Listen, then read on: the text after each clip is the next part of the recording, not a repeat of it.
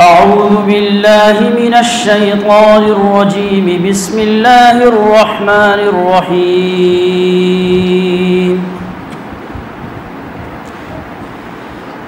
سبح لله ما في السماوات وما في الأرض وهو العزيز الحكيم. هو الذي أخرج الذين كفروا من أهل الكتاب من ديارهم لأول الحشر ما ظننتم أن يخرجوا وظنوا أنهم مانعتهم حصونهم من الله فأتاهم الله من حيث لم يحتسبوا وقذف في قلوبهم الرعب يخربون بيوتهم بأيديهم وأيدي المؤمنين فاعتبروا يا أولي الأبصار. ولولا أن كتب الله عليهم الجلاء لعذبهم في الدنيا ولهم في الآخرة عذاب النار. ذلك بأنهم شاقوا الله ورسوله ومن يشاق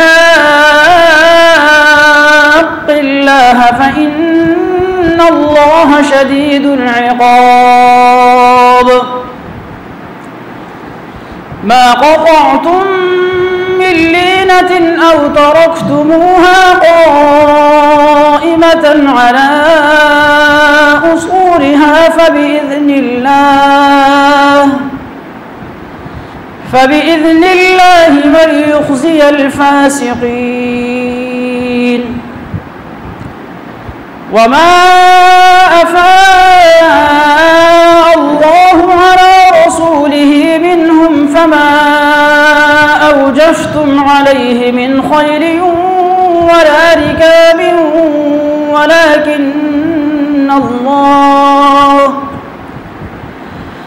ولكن الله يسلط رسله على من يشاء والله على كل شيء قدير.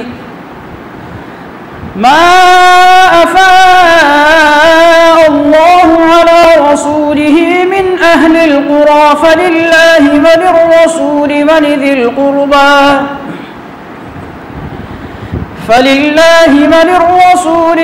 القربى واليتامى والمساكين وابن السبيل كي لا يكون دولة بين الأغنياء منكم.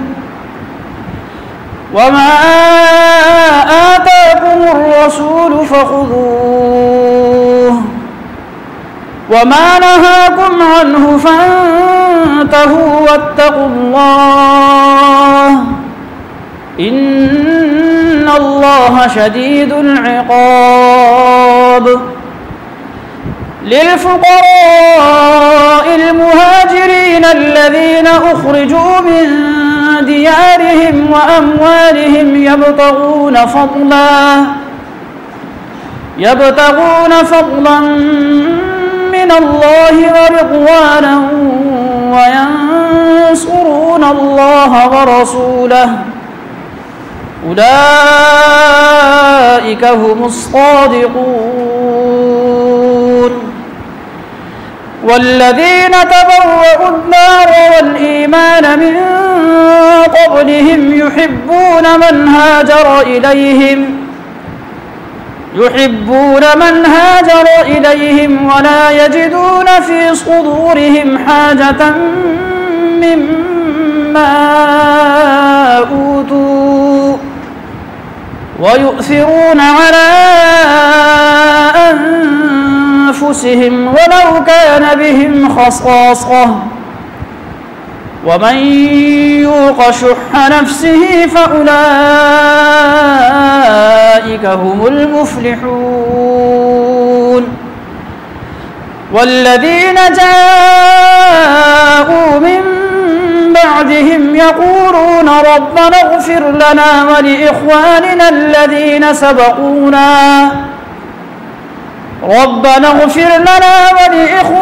الذين سبقونا بالإيمان ولا تجعل في قلوبنا غلا للذين آمنوا ربنا إنك رؤوف رحيم صدق اللہ العظیم۔ اب میں ملتمس ہوں محترم ڈاکٹر تسلیم صاحب کا کہ جو آئیں اور تعارفی کلمات رکھتے ہیں۔ آپ خود بھی ماشاءاللہ سیرت نگاری کا یہ مطالعہ کرتے ہیں اور ان کی تاریخ کے اوپر بہت اچھی ہیں، اور میں اب ملتمس ہوں محترم تسلیم صاحب کا کہ وہ آئیں اور تعارفی کلمات آپ کی جناب میں پیش کریں۔ محترم جناب ڈاکٹر تسلیم صاحب۔ جناب صلی الرحمن چشتی صاحب، ولد عبدالرحمن چشتی صاحب مرحوم 1952 حیدرآباد دکن میں کی پیدائش ہے آپ کی۔ ابتدائی تعلیم آپ نے گھر میں والد صاحب سے اور اپنے تائے سے حاصل کی، جو تصوف سے وابستہ تھے اور اہل علم لوگوں میں سے تھے اپنے وقت کے، اور آپ کے دادا جناب لال محمد چشتی مرحوم صاحب خلیفہ حضرت شاہ محمد غوث صاحب کمبل پوش رحمۃ اللہ، جن کی وفات 1938 میں ہوئی۔ یہ آپ کے جد امجد جناب عبدالحکیم چشتی صاحب اورنگزیب عالمگیر کے لشکر میں کے ساتھ دکن میں آئے تھے اور وہیں انہوں نے اقامت اختیار کی۔ ابتدائی تعلیم والد و تایہ سے حاصل کی اور کم عمری ہی میں ایمان، اسلام، احسان، سلوک، ان چیزوں سے یقین سے آپ نے ان کا ادراک حاصل کیا۔ والد صاحب سے شکوہ جواب شکوہ پورا یاد کیا، اور 7 سال کی عمر ہی میں یہ آپ نے یاد کر لیا تھا۔ اس طرح سے ایک ادبی ذوق آپ میں پیدا ہوا، اور اسی کا یہ کرشمہ تھا کہ تھوڑی عمر میں آپ نے پورے دیوان غالب کی جو ہے تختی کی۔ بڑے ہونے کے ساتھ ساتھ آپ نے ترقی پسند کا مطالعہ کیا، جدید ادب کا مطالعہ کیا، اور اس کے ساتھ بھی آپ کی ایک وابستگی پیدا ہوئی، اس کو سیکھا۔ 7 زبانیں آپ جانتے ہیں، جس میں اردو، انگریزی، عربی تو شامل ہی ہیں، اس کے علاوہ پنجابی، تیلگو، فارسی وغیرہ بھی آپ کو آتی ہیں۔ حیدرآباد دکن میں ایگریکلچر یونیورسٹی سے آپ نے BSc کیا، اور اس کے بعد کیلیفورنیا یونیورسٹی USA سے آپ نے ہارٹیکلچر میں MSc کیا، اور 1978 میں آپ ازدواجی بندھن میں بندھے۔ آپ کے 3 بیٹے اور 4 بیٹیاں ہیں۔ 1974 میں آپ نے MSc کرنے کے بعد کیلیفورنیا یونیورسٹی سے اور ملکوں میں آپ نے اپنے پیشے میں ہارٹیکلچر باغبانی کے اندر جو ہے کام کیا، جس میں کینیڈا، امریکہ، کویت اور سعودی عرب یہ ممالک شامل ہیں، بحرین بھی اس میں شامل۔ اس سلسلے میں طویل عرصے آپ 20 سال سے زیادہ آپ کی اقامت و سفارت رہی اس عرصے میں، اور 1995 میں اپنے پیشے کو مکمل طور پہ خیر بات کہہ کر آپ نے دین کی تعلیم اور تعلم کی طرف جو ہے توجہ مرکوز کر دی۔ بچپن میں جو گھرانہ آپ کا ننیال ددیال کا تصوف سے ایک تعلق تھا، اس لحاظ سے آپ کی اس کی وابستگی رہی، اور اس نے آپ کو ایثار و قربانی، احسان، سلوک، اس کے اندر آپ کی ایک تربیت کی، جو اس کا ایک بڑا اچھا پہلو ہے۔ آج کی دنیا میں ہم بہت سارے دین کا مطالعہ کر لیتے ہیں اور دین میں ہم آگے بڑھنے کی کوشش کرتے ہیں، لیکن وہ ایثار و قربانی اور وہ عبادت کا جذبہ اور وہ نہیں مل پاتا. تو الحمدللہ اس سے ان کی اس زمانے میں شناسائی ہوئی.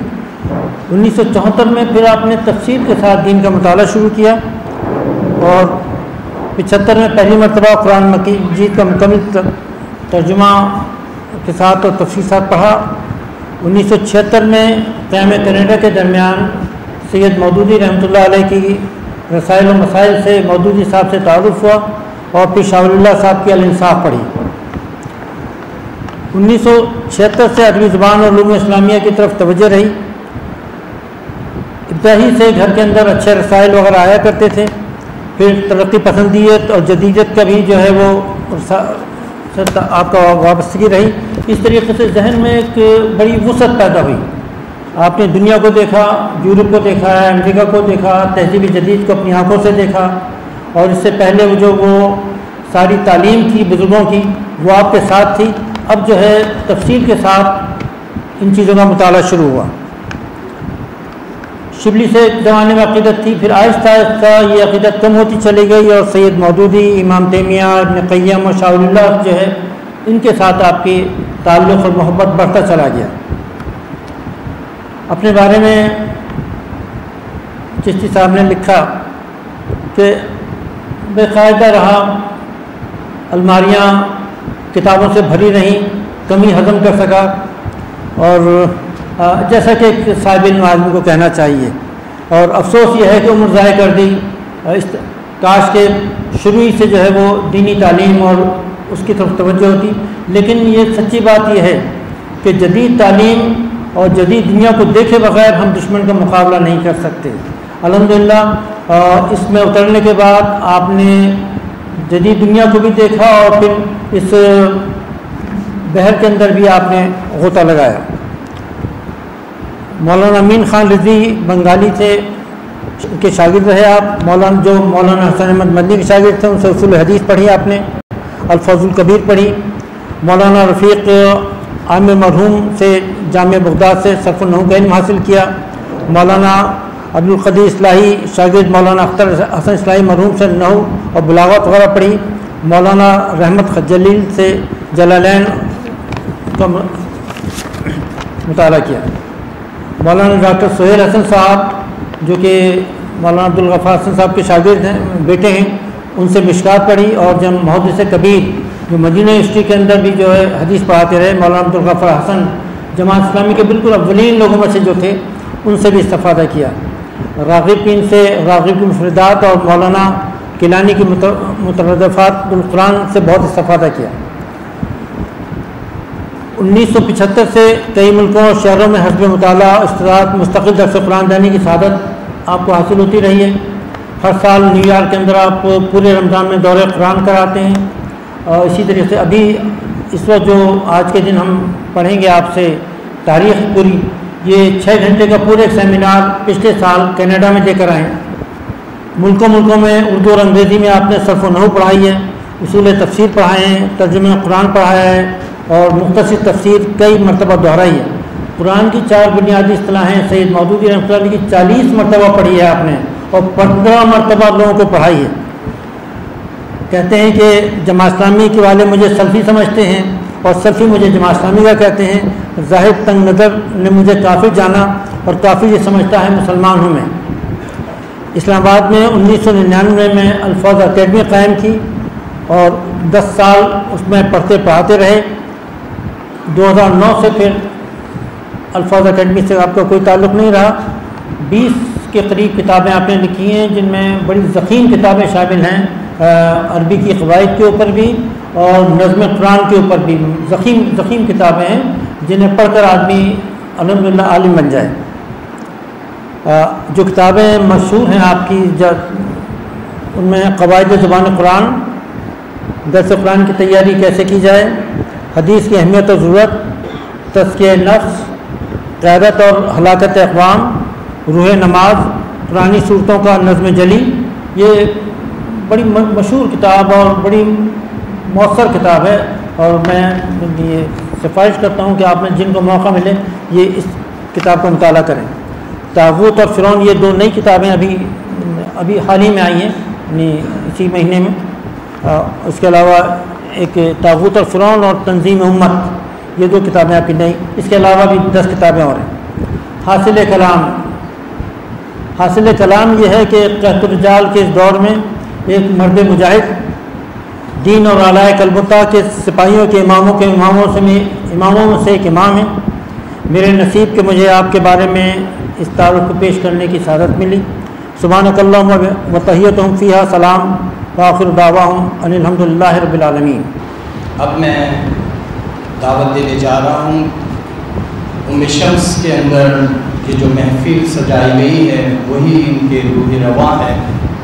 میں ملتمس ہوں محترم مقرر مربی استاذ مولانا خلیل الرحمن چشتی صاحب سے کہ وہ تشریف لائیں اور اپنے موضوع تاریخ مسلمین صدی بصدی کے اوپر اپنی گفتگو کا آغاز رکھیں۔ محترم جناب استاذ مربی مولانا خلیل الرحمن چشتی صاحب۔ الحمدللہ رب العالمین والصلاة والسلام علی سید المرسلین وعلی آلہ وصحبہ اجمعین۔ سورۃ الحشر کی تلاوت سے آج کے پروگرام کا آغاز ہوا، تو میں تو یہ سوچ رہا تھا کہ سورۃ الحشر ہی کی تفسیر آپ کی خدمت میں رکھ دوں، تو مختصراً 4 باتیں یاد رکھ لیجئے سورۃ الحشر کے بارے میں کہ اس کے 4 پیراگراف ہیں۔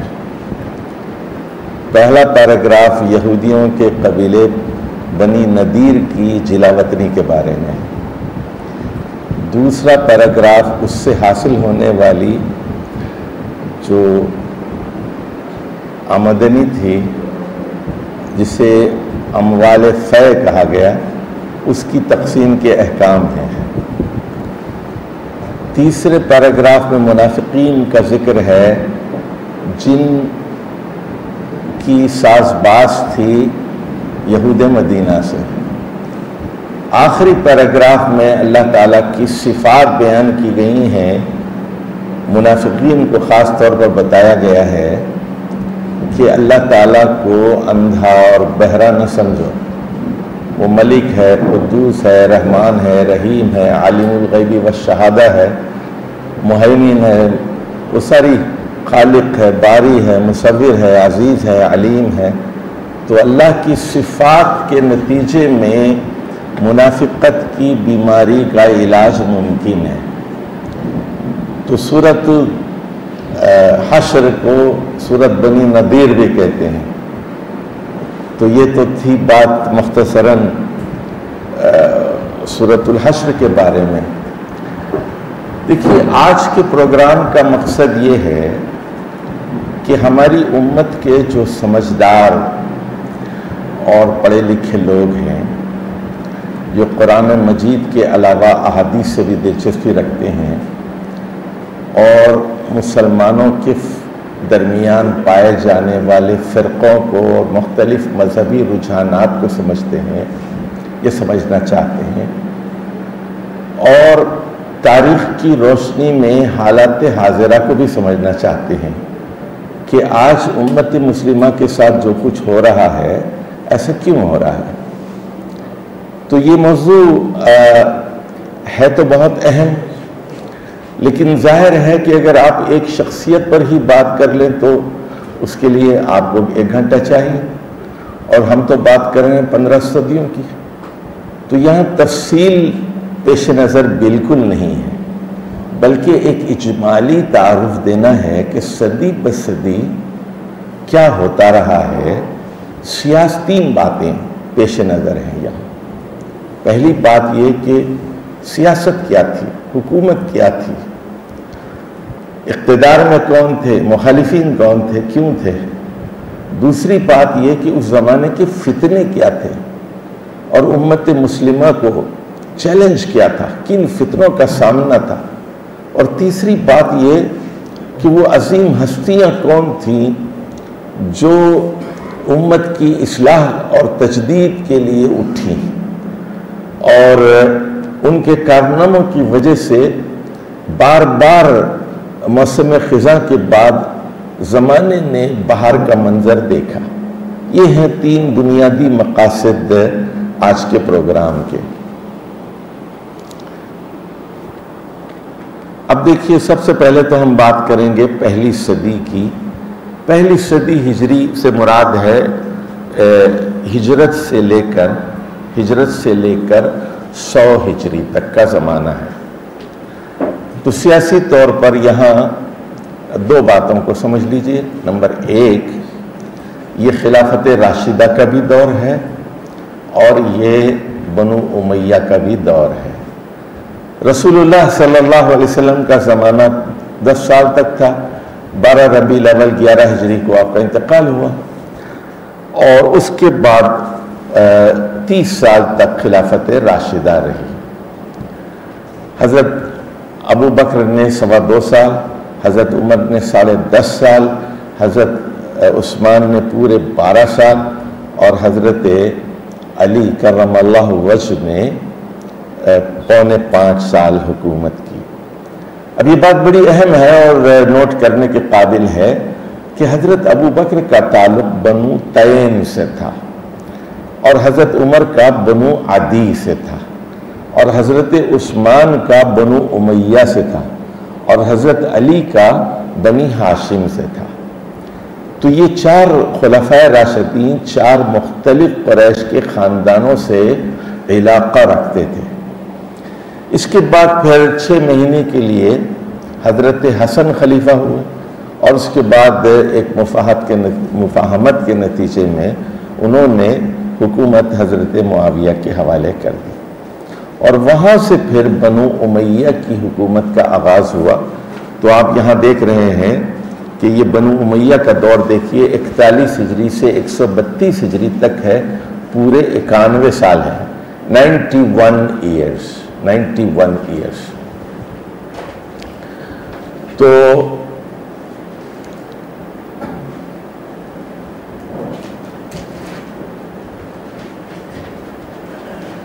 اچھا، اب اس میں اب حکومت خاندانی اور موروثی حکومت میں تبدیل ہو جاتی ہے۔ ایک ہی خاندان کے افراد بادشاہ بنتے ہیں، اور ذرا آپ دیکھ لیجئے بڑی تیزی کے ساتھ حضرت امیر معاویہ رضی اللہ تعالی عنہ کا دور کوئی 19.5 سال ہے، اور بڑی طویل حکومت انہوں نے کی، اور بڑا استحکام بخشا امت کو انہوں نے۔ بہت بڑے وہ ایڈمنسٹریٹر تھے، بڑی خوبیوں کے مالک تھے۔ لیکن پھر ایک بات یہ ہوئی کہ انہوں نے اپنے بیٹے یزید کو نامزد کیا، اور جس پر پھر اختلافات رونما ہوئے۔ یزید کا دور 60 سے 64 تک 4.25 سال رہا، اور یزید کے زمانے میں یہ 26 ہجری میں پیدا ہوا اور 64 میں وفات پائی۔ 38 سال کی عمر میں اس کی اچانک ناگہانی وفات ہو گئی۔ لیکن اس کا 4.25 سالہ دور بڑا نزاعی رہا، 3 واقعات کی وجہ سے خاص طور پر۔ ایک تو محرم 61 ہجری میں کربلا کا واقعہ پیش آیا، اور 2 سال بعد 63 ہجری میں شامی فوجوں نے 3 دن تک مدینہ منورہ کو لوٹا، اور یہ بہت ہی تاریخ کا بدترین واقعہ ہے۔ اس کا نتیجہ یہ نکلا کہ اہل حجاز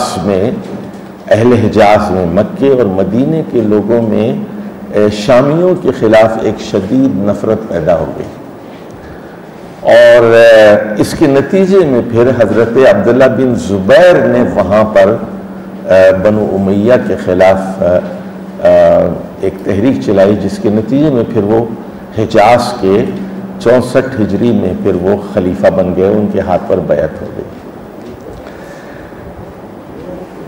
اچھا، اب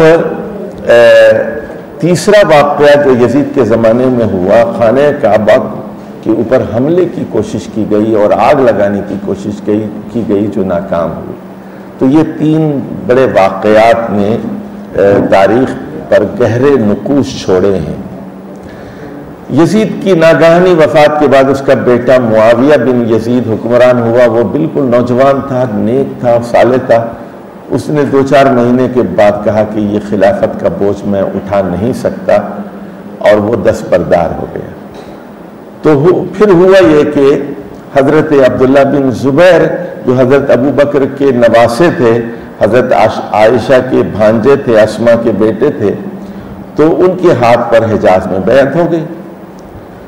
اور لیکن پھر ہوا یہ کہ مروان بن حکم جو بنو امیہ کا ایک اہم آدمی تھا اور مدینے کا گورنر بھی رہا تھا یزید کے زمانے میں، وہ چپکے سے شام کی طرف بھاگ گیا، اور شام میں جا کر اس نے کچھ قبائل کے ساتھ مل کر وہاں اس کے ہاتھ پر بیعت ہو گئی، اور وہ شام کا خلیفہ بن گیا. اور صرف اس نے 9 مہینے حکومت کی. مروان بن حکم نے، بوڑھا آدمی تھا لیکن تیز بہت تھا، اور ظاہر ہے کہ اموی تعصب بھی رکھتا تھا. اور اس کے بعد عبد الملک بن مروان نے حکومت کی.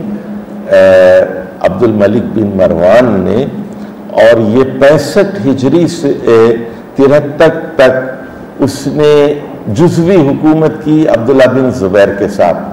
2 حکومتیں ہو گئیں. ایک حجاز کی حکومت حضرت عبداللہ بن زبیر کے پاس تھی، اور شام کی حکومت عبد الملک بن مروان کے پاس تھی. پھر اسے ایک بہت ہی اہم کمانڈر مل گیا، حجاج بن یوسف، عبد الملک کو. اس نے پھر شامی فوجوں کو بھیجا، اور حضرت عبداللہ بن زبیر 73 ہجری میں مکے کے اندر شہید کر دیے گئے، اور مکے کی حرمت کو حجاج بن یوسف نے پامال کیا. مکے کی حرمت کو، یہ 73 ہجری کا واقعہ ہے. اس کے بعد عبد الملک بن مروان پورے عالم اسلام کا خلیفہ بن گیا. 86 ہجری میں اس کی وفات ہوئی.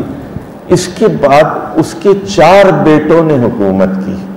عبد الملک بن مروان کے 4 بیٹوں نے حکومت کی. پہلا بیٹا ولید، دوسرا بیٹا سلیمان، تیسرا بیٹا یزید ثانی، اور چوتھا بیٹا سلیمان. اب 2 بیٹوں کے بعد ناگہانی طور پر، اتفاقی طور پر، اللہ تعالیٰ کی حکمت کے نتیجے میں 2.5 سال کے لیے حضرت عمر بن عبدالعزیز خلیفہ ہوئے. اچھا، اس سے پہلے کہ میں حضرت عمر بن عبدالعزیز کے بارے میں گفتگو کروں، اور انہیں 1 صدی ہجری کا مجدد کہا جاتا ہے،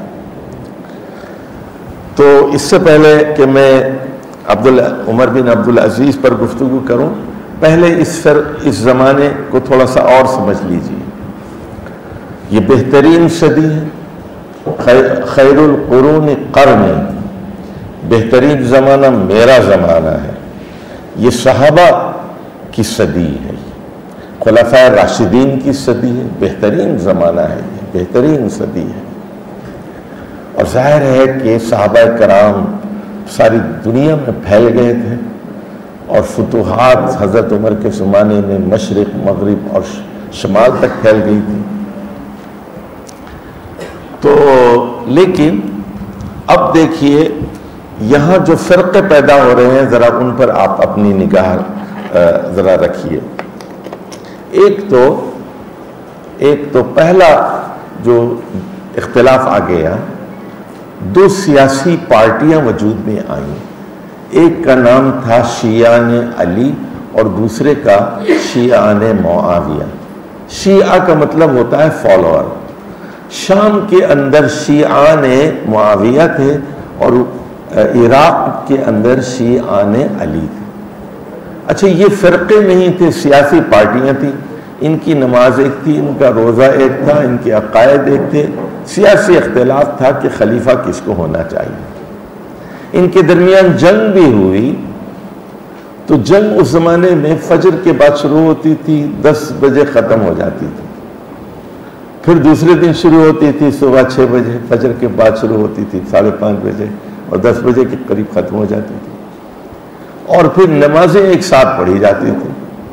ایک ہی امام ہوتا تھا، عقائد ایک تھے، لیکن پھر تاریخ نے یہ دن بھی دکھائے کہ مسجدیں الگ ہو گئیں، عقائد الگ ہو گئے اور فرقے الگ بن گئے، تو سیاسی اختلاف مذہبی اختلاف میں تبدیل ہو گیا۔ اس نقطے کو نوٹ کرنا بہت ضروری ہے، سیاسی اختلاف مذہبی اختلاف میں تبدیل ہو گیا۔ اور یہ ہوتا ہے یہاں ہوتا ہے نا، دیکھیے اب آپ موجودہ سیاست میں بھی دیکھیے کہ سیاستدان کرتے یہ ہیں کہ مذہبی کارڈ کھیلتے ہیں وہ، اور کچھ نہ کچھ نعرے لگاتے ہیں۔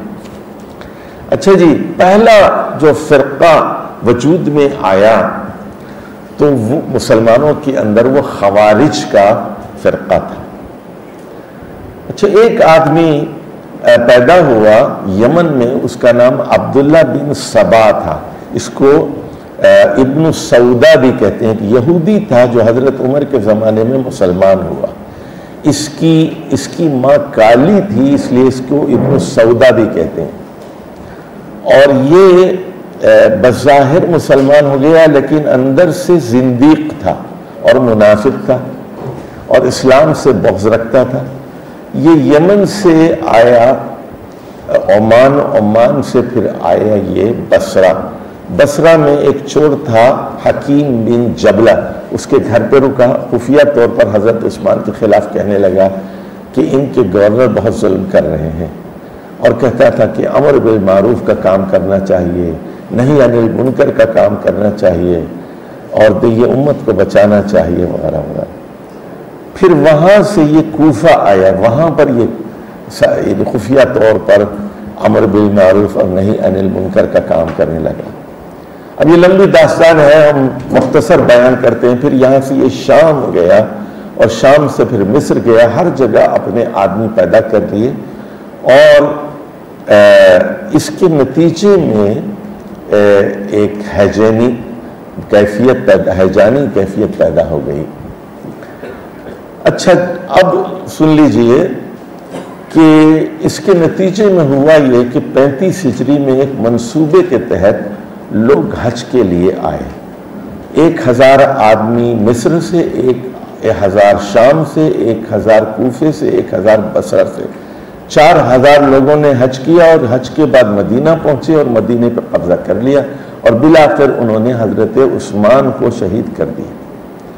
اور اس کے پیچھے جو اصل آدمی تھا اور جو اصل قوت تھی، اور یہ بعض روایات کے مطابق جو اصل وار کرنے والا تھا، یہی ابن سودا عبداللہ بن سبا تھا، اور جو دوسرا لیڈر تھا وہ قافقی، وہ نمازوں کی امامت وغیرہ کراتا رہا۔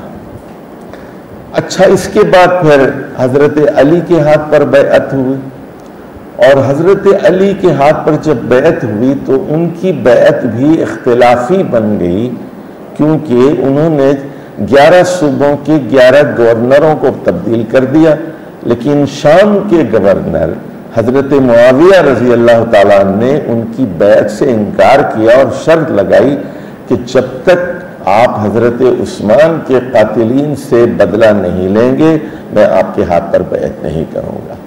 حضرت علی کہا کرتے تھے کہ پہلے آپ بیعت کیجئے، جب امن و امان قائم ہو جائے گا تو پھر میں قاتلین سے بدلہ لوں گا۔ بہرحال اس کے بعد کچھ صحابہ درمیان میں آئے، مصالحت ہوئی، تحکیم کا واقعہ پیش آیا، اور طے یہ ہوا کہ ادھر سے ایک حکم مقرر کیا جائے، ادھر سے ایک حکم مقرر کیا جائے۔ تو اب اس کے نتیجے میں حضرت علی کی فوج میں پھوٹ پڑ گئی، اور یہ زیادہ تر وہی لوگ تھے جو حضرت عثمان کے قتل میں ملوث تھے، اور ان کو خوارج کہتے ہیں۔ یہ خوارج کا مطلب ہے یہ جماعت سے خارج تھے، یعنی خارج من اہل سنت والجماعہ، الخوارج یعنی اہل سنت والجماعت سے خارج تھے یہ لوگ، اس لیے ان کو خوارج کہتے ہیں۔ اچھا، خوارج میں ایک بھی صحابی نہیں تھا، اور یہ خوارج زیادہ تر گلف کے رہنے والے تھے، یعنی بصرہ اور دبئی کے درمیان جو علاقہ ہے، دمام اور دہران اور قطیف اور احسا، اور زیادہ تر ان کا تعلق قبیلہ ربیعہ سے تھا، اور یہ بڑے عجیب غریب آدمی تھے۔ ان کے بارے میں بہت ساری احادیث ہیں، کتابیں ہیں، وہ پڑھ لیجئے خوارج کے بارے میں۔ آپ کو سب خوارج کو سمجھنا بہت ضروری ہے۔ رسول اللہ صلی اللہ علیہ وسلم کے بارے میں کہا اگر میں زندہ رہوں تو ان کو عاد و سمود کی طرح قتل کرتا، اور ان کے بارے میں فرمایا کہ یہ نمازیں پڑھیں گے اور قرآن پڑھیں گے، لیکن قرآن ان کی گلے سے نیچے نہیں اترے گا۔ اور ان کے بارے میں رسول اللہ صلی اللہ علیہ وسلم فرمایا یمرقون من الدین کما یمرق، جو ہے جس طرح تیر کمان سے نکل جاتا ہے، اس آر پار ہو جاتا ہے، شکار کے آر پار ہو جاتا ہے، بالکل اسی طرح یہ دین سے نکل جائیں گے۔ اور انہوں نے، اور دین سے مراد جیسا کہ مولانا مودودی نے 4 بنیادی اصطلاحات میں لکھا ہے، یہاں دین سے مراد ہے ریاست اور خلیفہ کی اطاعت سے نکل گئے۔ اب 2 چیزیں ہوئی، سن لیجیے، اس کو سمجھ لیجیے، بڑی اہم بات ہے عقائد کے سلسلے کی۔ وہ کہتے تھے کہ صحابہ کرام کافر ہیں اور مباح الدم ہیں، ان کا خون حلال ہے، اور یہ حضرت معاویہ کو، حضرت علی کو، حضرت عمرو بن عاص اور بے شمار صحابہ کو یہ قتل کرنا چاہتے تھے، اور بالآخر ان کے ایک آدمی عبد الرحمن ابن ملجم نے حضرت علی کو قتل کر دیا۔ تو اور ان سے دیکھیے ایک جنگ ہوئی، اس کو جنگ نہروان کہتے ہیں 38 ہجری میں، اور حضرت علی نے خوارج کو شکست دی۔ آج بھی خوارج پائے، ان کا ایک فرقہ ہے، ذرا معتدل فرقہ ہے ان کا، وہ سلطنت عمان میں پایا جاتا ہے۔ یہ قابوس، سلطان قابوس وغیرہ یہ جو لوگ ہیں یہ خارجی ہیں، یہ لیکن معتدل خارجی ہیں، تو دنیا میں موجود ہیں۔ اچھا جی، اب آ جائیے، ایک اور فرقہ پیدا ہوا جبریہ کا۔ یہ 60 ہجری میں شام کے اندر یہ لوگ پیدا ہوئے۔ یہ کہتے تھے کہ ہمارا کوئی اختیار نہیں ہے، اللہ کراتا ہے۔ شراب پیتے تھے، کہتے تھے اللہ شراب پلاتا ہے، اللہ کی مرضی کے بغیر تو پتہ بھی نہیں ہل سکتا۔ تو اپنے گناہوں کو کے لیے وہ جواز پیدا کرتے تھے کہ اور اللہ سے منسوب کرتے تھے، اور جبر شدید کے قائل تھے۔ اور ان کے بالکل برعکس ایک اور فرقہ پیدا ہوا، قدریہ۔ یہ منکر تقدیر تھے، وہ کہتے تھے کہ اللہ کچھ نہیں کرتا بلکہ انسان جو چاہے کر سکتا ہے۔ ان کے بارے میں ابو داؤد کی مشہور حدیث ہے کہ منکر تقدیر، یہ جو قدریہ جو ہے میری امت کے مجوسی، میری امت کے مجوسی۔